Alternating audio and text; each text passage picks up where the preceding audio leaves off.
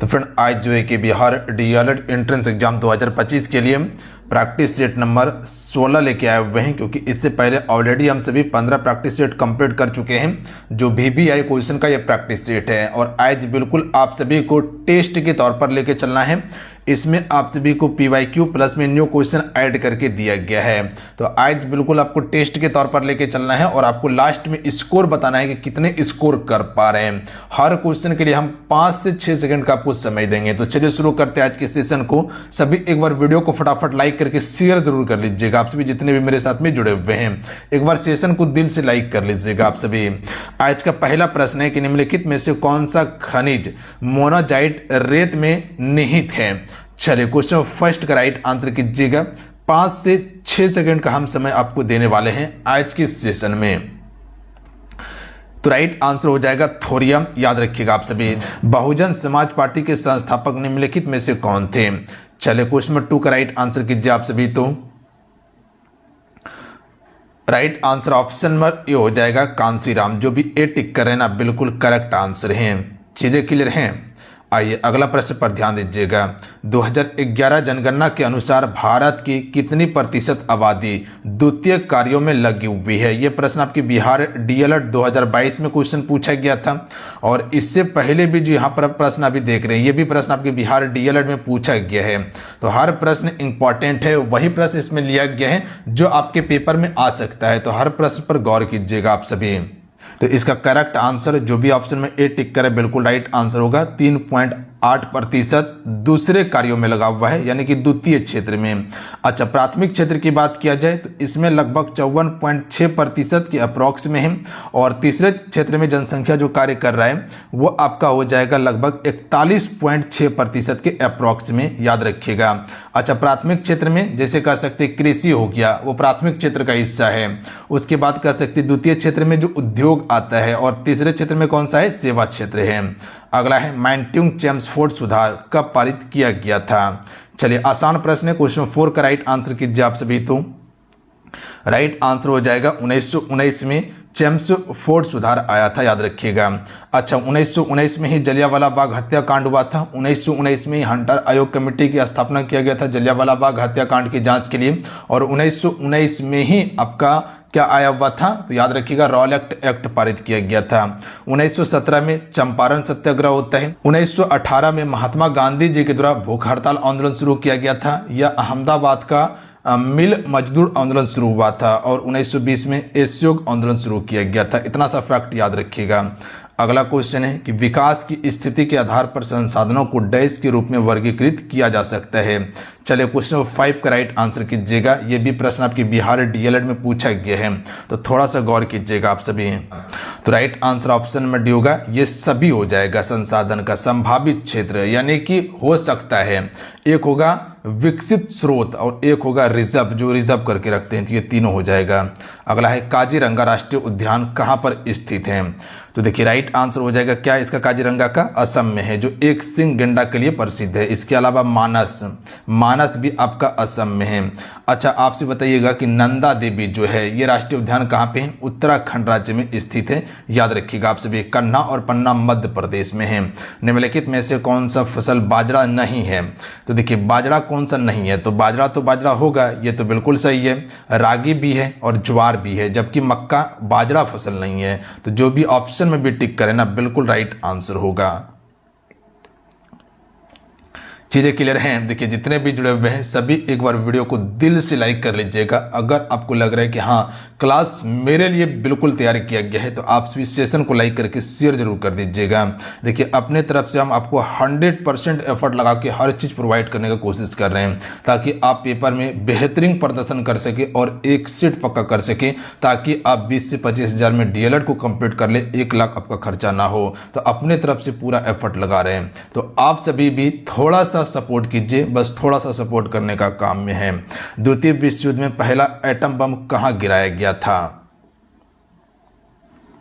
Right answer option में ये हो जाएगा, हिरोशिमा पर सबसे पहले गिराया गया था।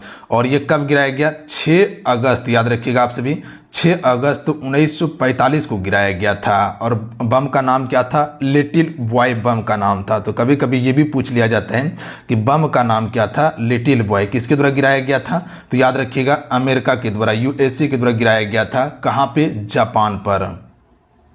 जापान का 2 शहर था, एक हिरोशिमा, एक नागासाकी। तो नागासाकी पर कब गिराया गया था? 9 अगस्त को गिराया गया था। 9 अगस्त 1945 में गिराया गया था। याद रखिएगा, फैट मैन इस बम का नाम था जो नागासाकी पर गिराया गया था। अच्छा, द्वितीय विश्व युद्ध कब शुरू हुआ था? 1939 में शुरू हुआ था। याद रखिएगा आप सभी। तो ऑप्शन नंबर इसका एक करेक्ट आंसर होगा। अगला है, कौन सा व्यक्ति को वोट देने का अधिकार नहीं है? तो वोट देने का अधिकार एक कानूनी अधिकार है या राजनीतिक अधिकार है? तो वोट देने का अधिकार आपका एक राजनीतिक अधिकार या संवैधानिक अधिकार है। तो जो व्यक्ति पागल या दिवालिया हो जाता है, दिवालिया मतलब क्या होता है कि भारत की तरफ से उसको दिवालिया घोषित कर दिया गया हो, यानी कि उसके पास अब कुछ भी ना हो, याद रखिएगा आप सभी, उसी को दिवालिया घोषित कर दिया जाता है। बात समझे? और इसको जो है कि वोट देने का अधिकार नहीं होता है, जबकि वयस्क व्यक्ति को, अमीर और गरीब, ये सभी को वोट देने का अधिकार है। अगला क्वेश्चन देख लीजिएगा कि भूमंडलीयकरण शब्द का इजाद किसने और कब किया था? चलिए क्वेश्चन नंबर 10 का राइट आंसर कीजिएगा। तो राइट आंसर ऑप्शन में भी होगा, जॉन विलियमसन, 1990 में किया गया था भूमंडलीयकरण शब्द का इजाद सबसे पहले। अगला है, राष्ट्र संघ के चार्टर सदस्य कितने राष्ट्र थे? तो राष्ट्र संघ के चार्टर सदस्य जो हैं ये आपका 51 राष्ट्र थे। Option number C correct answer होगा। जो भी ऑप्शन नंबर सी टिक करे ना, बिल्कुल करेक्ट आंसर हो जाएगा। अच्छा, राष्ट्र संघ की स्थापना कब हुआ था? 1920 में हुआ था। इससे पहले भी आपको हम बताए हुए थे, जो कि वुडरो विल्सन के द्वारा इसकी स्थापना किया गया था। वुडरो विल्सन अमेरिका का राष्ट्रपति था, उसी ने राष्ट्र संघ की स्थापना किया था। और वही देश यानी कि अमेरिका ही राष्ट्र संघ का सदस्य नहीं बन सका था। चूड़ामन राय किस विद्रोह से संबंधित हैं? तो राइट आंसर होगा, चेरो विद्रोह से संबंधित है। याद रखिएगा आप सभी, चेरो विद्रोह याद रखेंगे आप सभी कब हुआ था? 1813 के अप्रॉक्स में चेरो विद्रोह हुआ था। 1813 डेट याद रखिएगा। अगला क्वेश्चन देख लीजिएगा कि भारत के साथ बांग्लादेश की स्थलीय सीमा कितनी लगती है या कितनी लंबी है? तो डायरेक्ट याद रखिएगा आप सभी, 4096 किलोमीटर है, और जो कि सबसे ज़्यादा स्थलीय सीमा साझा करता है आपका बांग्लादेश भारत के साथ। तो अगर क्वेश्चन पूछा जाए कि किस देश के साथ भारत का सबसे लंबी अंतर्राष्ट्रीय सीमा है, तो बांग्लादेश के साथ। बांग्लादेश भारत के पूर्व में है। 2011 जनगणना के अनुसार बिहार में प्रति वर्ग किलोमीटर जनसंख्या घनत्व कितना है? आसान प्रश्न है, 14 नंबर। चलिए आंसर कीजिएगा आप सभी। तो सबसे ज़्यादा जनसंख्या घनत्व बिहार में है, और 1106 व्यक्ति जो है यहाँ पर निवास करता है 1 वर्ग किलोमीटर में। और सबसे अधिक जनसंख्या घनत्व भारत में है वो बिहार का। सबसे कम कहाँ का है? अरुणाचल प्रदेश का है, याद रखिएगा। सबसे ज़्यादा लिंगानुपात कहाँ पे है? केरल में, याद रखिएगा। यानी 1000 पुरुषों पर महिलाओं की संख्या सबसे ज़्यादा जो है केरल में, और सबसे कम कहाँ पे? हरियाणा में है। ये एक फैक्ट को याद रखेंगे। अगला है कि राष्ट्रीय पिछड़ा वर्ग आयोग NCBC को संवैधानिक दर्जा कब प्राप्त हुआ था? चलिए क्वेश्चन 15 का राइट आंसर कीजिए आप सभी। राइट आंसर होगा 2018 में। अगला क्वेश्चन है, और ये कौन सा संविधान संशोधन के द्वारा दिया गया था? तो 102वां संविधान संशोधन जो हुआ था उसी के तहत जोड़ा गया था। और ये कहाँ जोड़ा गया था? तो अनुच्छेद 338 ख में रखा गया इसको। तो याद रखिएगा आप सभी, अनुच्छेद 338 ख 102वां संविधान संशोधन 2018 में। अगला है कि समुद्री मार्ग से विश्व का भ्रमण सबसे पहले किसने किया था? तो सबसे पहले भ्रमण मैगलन ने किया था। कोलंबस भारत खोजने निकला था, पर अमेरिका का खोज किया था। और उसके बाद वास्को डिगामा ने 1498 में भारत का खोज किया था। भारत का खोज नहीं किया था, समुद्र के रास्ते भारत का कह सकते हैं कि मार्ग खोजा था, समुद्री मार्गों का खोज किया था। अगला है कि भारत में सत्ता के वितरण के उद्देश्य से कितनी सूचियां बनाई गई हैं? तो 3 सूची, एक संघ सूची, राज्य सूची और समवर्ती सूची। संघ सूची पर केंद्र सरकार कानून बनाता है, राज्य सूची पर राज्य सरकार, और समवर्ती सूची पर दोनों कानून बनाते हैं। अगला प्रश्न है कि संसार की सबसे ऊंची सड़क जो है ये कहां पर स्थित है? ये लद्दाख में स्थित है, याद रखिएगा आप सभी, लद्दाख में है। और उमलिंग लादर्रा है सबसे ऊंची सड़क है। इसकी ऊंचाई की बात किया जाए तो 19,300 फीट इसकी ऊंचाई है, याद रखिएगा। और ये प्रश्न 2 से 3 बार आ चुका है, रिपीट हो चुका है, याद रखिएगा आप सभी। 2 से 3 बार प्रश्न रिपीट किया गया है, जिसको ध्यान रखेंगे, आगे पूछा जा सकता है। शिव समुद्रम जलप्रपात किस नदी पर स्थित है? तो राइट आंसर होगा कावेरी नदी पर स्थित है, ध्यान देंगे आप सभी। गरीबी हटाओ का नारा दिया गया था किस पंचवर्षीय योजना में दिया गया था?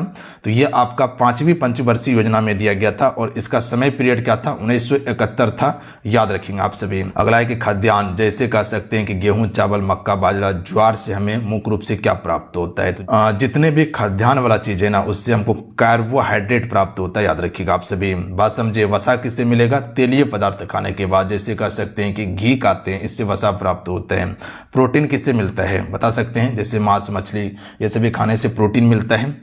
अगला है कि विद्युत प्रतिरोधकता का एसआई मात्रक क्या है? चलिए क्वेश्चन 22 का राइट आंसर कीजिएगा आप सभी। तो ओम मीटर इसका बिल्कुल राइट आंसर होगा। जो भी ऑप्शन में डी टिक करें ना, बिल्कुल करेक्ट आंसर होगा। अगला क्वेश्चन देखिए कि चंद्रमा का द्रव्यमान पृथ्वी की द्रव्यमान से 0.012 गुना तथा व्यास पृथ्वी के व्यास से लगभग 0.25 गुना है। तो बड़ी जी का मान यहाँ पर क्या होगा? तो देखिए, बड़ी जी का मान की अगर बात किया जाए तो वो आपका सभी पे समान होगा। पृथ्वी पर भी बड़ी जी का मान समान होता है और चंद्रमा पर भी बड़ी जी का मान समान होगा। इसके अलावा कहे कि वीनस पे क्या होगा? तो उस पे भी बड़ी जी का मान समान ही होता है। तो याद रखिएगा, बराबर होगा। तो ऑप्शन नंबर यहाँ बी की तरफ जा सकते हैं कि पृथ्वी पर उसके मान के बिल्कुल बराबर होगा बड़ी जी का मान।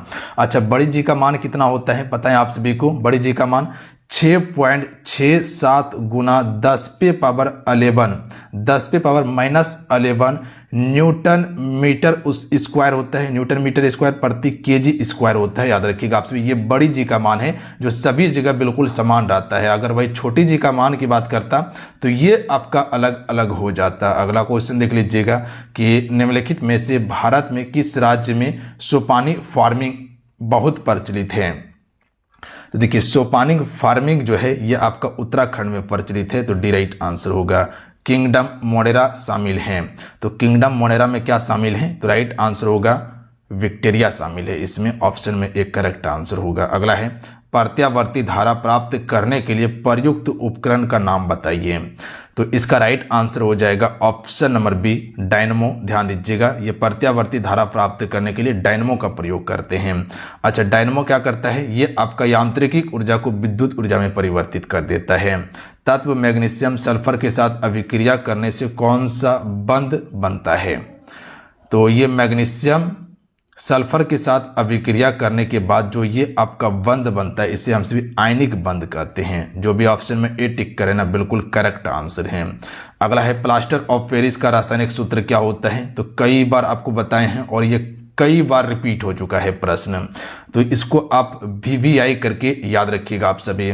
CaSO4 इंटू हाफ H2O जो है ये प्लास्टर ऑफ पेरिस का रासायनिक सूत्र है। अब हमको बताइएगा कि इसका रासायनिक नाम क्या होता है, बता सकते हैं हमको आप? अगला है विश्व पर्यावरण दिवस किस तारीख को मनाया जाता है? सबसे आसान प्रश्न है, 29 नवंबर। तो कई बार आपको बताएं कि भैया जी 5 जून को मनाया जाता है, बिल्कुल दिमाग में रहेगा आप सभी को। अगला है कि छुई मुई के पौधे की पत्तियां का झुकना किसके कारण है? जैसे छुई मुई का पत्ता जैसे छुइएगा उसको पेड़ को तो वो देखिएगा कुछ देर के बाद मुरझाना चालू हो जाता है। ये किस कारण से होता है? तो राइट आंसर होगा टर्गर दबाव में परिवर्तन के कारण से होता है, याद रखिएगा आप सभी। बताइए, इससे पहले आपको प्रश्न पता था और ये बिहार DLED 2022 में क्वेश्चन पूछ लिया गया है, तो ध्यान देंगे। अगला क्वेश्चन है कि द्रव रखने वाले पात्र के तल पर उस द्रव द्वारा लगाए गए दाब डैश है। चलिए क्वेश्चन में 31 पर ध्यान दीजिएगा। सबसे पहले ऑप्शन पर ध्यान देंगे आप सभी। क्वेश्चन क्या है कि द्रव रखने वाले पात्र के तल पर उस द्रव द्वारा लगाए गए दाब द्रव के घनत्व के बराबर हो सकता है। ठीक है, प्रत्येक दिशा में समान रह सकता है, ये भी ठीक है। तीसरा ऑप्शन दिया हुआ है कि पात्र के पृष्ठ क्षेत्रफल पर निर्भर नहीं करता, ये गलत है, करता है निर्भर। तो यही आपका क्या हो जाएगा, सही आंसर होगा, ध्यान देंगे आप सभी। अगला है कि श्वेत प्रकाश जब प्रिज्म से होकर गुजरता है तो जो रंग सबसे अधिक विचलित होता है उसे हम सभी क्या कहते हैं, बैगनी रंग। सबसे ज्यादा इसका विक्षेपण सबसे अधिक है और तरंगदैर्घ्य सबसे ज्यादा किसका होता है, लाल रंग का, और सबसे कम तरंगदैर्घ्य बैंगनी रंग का होता है। अगला है कि वाष्पीकरण की प्रक्रिया के कारण वस्तु डैश होती है, तो वस्तु ठंडी होती है वाष्पीकरण की प्रक्रिया के कारण से। अगला है कि राइबोसोम किनके लिए केंद्र यानी कि स्थल है, तो राइबोसोम जो है ये आपका प्रोटीन संश्लेषण के लिए केंद्र स्थल होता है। राइबोसोम अंतःप्रद्रव्य जालिका पर पाया जाता है। अगला है 5 जून डैश कहलाता है, तो अभी आपको बताएं, आंसर कर सकते हैं आसानी से, इसमें कहीं कोई दिक्कत नहीं है। 5 जून को विश्व पर्यावरण दिवस मनाया जाता है। और ये दोनों क्वेश्चन देखिए घुमा के सिर्फ पूछा गया है, बाकी बात क्या बताए थे आपको कि क्वेश्चन वही रहता है, आसपास से क्वेश्चन आता है, बट उसका शब्द को खाली चेंज कर दिया जाता है। एक परमाणु का इलेक्ट्रॉनिक विन्यास 287 है, तो परमाणु है, तो यहाँ परमाणु क्रमांक सबसे पहले देखिए कि 287 दिया हुआ है, तो जोड़िए कितना होगा, 8 2 10 7 17, तो 17 है, तो ये आपका क्लोरीन इसका बिल्कुल राइट आंसर होगा। अगला क्वेश्चन देख लीजिएगा, प्रोकैरियोटिक कोशिका में डीएनए होता है, तो राइट आंसर हो जाएगा ऑप्शन नंबर डी, केंद्रक झिल्ली से घिरा नहीं है, ये आपका बिल्कुल सही होगा। प्रोकैरियोटिक कोशिका में डीएनए, जबकि प्रोकैरियोटिक कोशिका में डीएनए जो होता है ये परमाणु झिल्ली से घिरा होता है, एक साथ कमी होता है और आनुवांशिकी सामग्री नहीं होता, तो ये सभी बिल्कुल सत्य है। जबकि केंद्रक झिल्ली से घिरा होता है, ये प्रोकैरियोटिक में नहीं यूकैरियोटिक में होता है। वह पैदल नहीं जा सकता, नहीं जा सकता वाक्य में कौन सा वाच्य होगा, तो वह पैदल नहीं जा सकता, तो ये आपका ना भाववाच्य होगा, ना क्रमवाच्य होगा, ना क्रिया होगा, ये कर्तरी वाच्य होगा, याद रखिएगा आप सभी। अगला है कि संचारी भावों की संख्या कितनी है। चलिए क्वेश्चन नंबर 39 का राइट आंसर कीजिएगा तो आप सभी, तो इसमें कुल 33 भाव है, इसकी संख्या 33 होता है। अगला क्वेश्चन है कि जो जो वृद्ध होत, वृद्ध मतलब क्या होता है, बूढ़ा हो, तो स्वस्थ हो जात, ज्योति जगमग कंद भार हिंद को संहारे, यहाँ पर हिंद कीजिए इसको, हिंद को संहारे, इसमें कौन सा अलंकार है, तो यहाँ पर देखिएगा विरोध प्रकट किया जा रहा है कि जो जो वृद्ध, वृद्ध मतलब बूढ़ा हो रहा है तो स्वस्थ हो रहा है, तो ऐसा नहीं होता है कि जो व्यक्ति धीरे धीरे बूढ़ा होता है वो स्वस्थ नहीं, धीरे धीरे वो अस्वस्थ हो जाता है, यानी कि तबीयत उसका खराब होने लगती है, तो यहाँ विरोध प्रकट किया जा रहा है, तो ऑप्शन में ए राइट आंसर होगा, विरोधाभास। काव्य का आभूषण है, तो राइट आंसर होगा अलंकार। काव्य का आभूषण क्या होता है, अलंकार होता है। अगला है इनमें से कौन सा वाक्य अशुद्ध है, तो राइट आंसर ऑप्शन में भी हो जाएगा, हाथी बहुत मोटा है नहीं, ये आपका वाक्य अशुद्ध है, जबकि ये सभी आपका वाक्य क्या है, शुद्ध है। इसका शुद्ध क्या होगा वाक्य पता है आप सभी को, हाथी बहुत मोटी है, याद रखिएगा, यहाँ मोटी सही होता। अगला है कि पीतांबर शब्द का संधि विच्छेद क्या होगा, आसान प्रश्न है, तो पीत धन अंबर हो जाएगा, कई बार बताएं आप सभी को, याद रखिएगा आप सभी। अगला है कि चतुर्भुज में कौन सा समास है, 4 भुजा की यहाँ पर बात किए गए ना, द्विगु समास हो जाएगा, याद रखिएगा आप सभी, जहाँ संख्या गिनती करने के लिए मिल जाए। अगला है कि पद क्रम की दृष्टि से निम्नलिखित में से कौन सा वाक्य शुद्ध है, तो यहाँ पर शुद्ध वाक्य हो जाएगा, इसमें डायरेक्ट आप याद रखिएगा ऑप्शन में बी, पानी से भरा एक गिलास लाओ, ये वाक्य बिल्कुल आपका सही है। अगला प्रश्न देख लीजिएगा कि यगन में कितने लघु और कितने गुरु वर्ण होते हैं, तो यगन में एक लघु वर्ण 2 गुरु वर्ण होता है, तो ध्यान देंगे आप सभी। अगला है कि नदी कल कल करती बहती चली जा रही थी, इस वाक्य में बहती चली जा रही थी, इसमें कौन सा पदबंध होगा, तो सबसे पहले तो ये देखिए बहती चली जा रही थी, तो ये कोई क्रिया किया जा रहा है ना, कि बहती चली जा रही थी, तो ये क्रिया किया जा रहा है, तो यहाँ पर क्रिया पदबंध होगा। बात समझ रहे हैं, यहाँ क्रिया विशेषण पदबंध नहीं होगा, यहाँ पर कोई चीज की विशेषता नहीं प्रकट किया गया, सिर्फ बताया गया कि बहती चली जा रही थी, तो ये क्रिया पदबंध होगा। मुंह छिपाना मुहावरे का अर्थ क्या होता है, आसान प्रश्न है, आंसर कर सकते हैं, तो लज्जित होना, याद रखिएगा आप सभी। अगला प्रश्न है कि निम्न में से कौन सा वाक्य शुद्ध है, तो इसका करेक्ट आंसर हो जाएगा ऑप्शन नंबर डी वाला, कि इस किताब का क्या मूल्य है। ये वाक्य बिल्कुल शुद्ध है और ये सभी वाक्य आपका अशुद्ध है, तो डायरेक्ट शुद्ध वाला को याद रखिए। अगला प्रश्न है कि इनमें से कौन सा वाक्य अशुद्ध है। अब देखिए अशुद्ध वाक्य जो है इसमें ऑप्शन में सी, उसके विरुद्ध मुकदमा चलाया गया, ये वाक्य आपका अशुद्ध है। सही क्या होगा इसका, देखिए यहां पर उसके विरुद्ध नहीं होगा, यहां सही होगा कि उस पर, याद रखिएगा आप सभी, उस पर मुकदमा चलाया गया। क्या हो जाएगा, उस पर मुकदमा चलाया गया, बाकी बात सभी सही था। समास का अर्थ क्या होता है, तो समास का अर्थ होता है संक्षेप, ऑप्शन में बी राइट आंसर होगा। अगला क्वेश्चन है कि जहां किसी बात का वर्णन इतना बढ़ा चढ़ा कर किया जाता है या सीमा या मर्यादा का उल्लंघन हो जाता है, वहां कौन सा अलंकार होगा। तो कई बार आपको बताएं कि अगर बढ़ा चढ़ा कर अगर कोई चीज को बोला जा रहा है तो वहां अतिशयोक्ति अलंकार होता है। छोटा बात को बढ़ाकर बड़ा बात कर देना, इसी को अतिशयोक्ति अलंकार कहा जाता है। अगला है शशि मुख पर घूंघट डाले अंचल में दीप छिपाए में कौन सा अलंकार है। तो इसमें हो जाएगा आपका रूपक अलंकार होगा। याद रखिएगा आप सभी, कई बार रूपक अलंकार के बारे में बताए हैं और पहचान करने के लिए बताए हैं। यहाँ पर देखिए रूपक अलंकार इनमें से कौन सा है। देखिएगा ज़्यादातर जो पेपर में प्रश्न पूछा गया है ना आपका, वह आपका रूपक अलंकार से ज़्यादा प्रश्न पूछा गया है। तो रूपक अलंकार को बिल्कुल पकड़ के रखिएगा, क्योंकि रूपक अलंकार में बच्चे कन्फ्यूजन होता है और वहीं से प्रश्न पूछा गया है। तो right answer option number D हो जाएगा।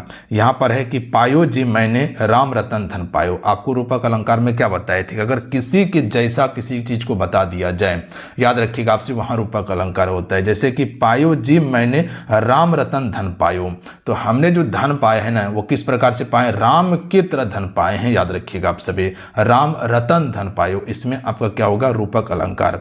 अगला दिया हुआ है, यहां पर होगा मैया मैं तो चंद्र खिलौना ले हो। यहाँ पर खिलौना जो है वो चंद्रमा की तरह लिया जाएगा। तो खिलौना किस प्रकार का, चंद्र खिलौना ले हो, तो यहाँ खिलौना को चंद्रमा के समान बताया जा रहा है, तो यह रूपक अलंकार होगा।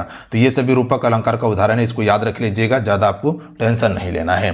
तो चलिए आज कितना ही, आज की इस क्लासेस में कुल हम सभी 52 प्रश्न को कंप्लीट किए हैं और आप सभी कितने स्कोर किए हुए नीचे कमेंट करके जरूर बताइएगा, क्योंकि ये बिल्कुल आपके एग्जाम पैटर्न पर है। इसमें प्रीवियस ईयर प्लस में न्यू क्वेश्चन ऐड करके दिया गया था और जो भी एक्स्ट्रा फैक्ट बन सकता था वो फैक्ट भी बताए हैं। तो आपसे उनको बताइएगा कि आज का सेशन कैसा लगा और आज आप सभी सेशन में कितने स्कोर कर पाए। हर बच्चे नीचे कमेंट करके बताइएगा। जाते जाते वीडियो को लाइक करके शेयर करके जाइएगा। जय हिंद, वंदे मातरम।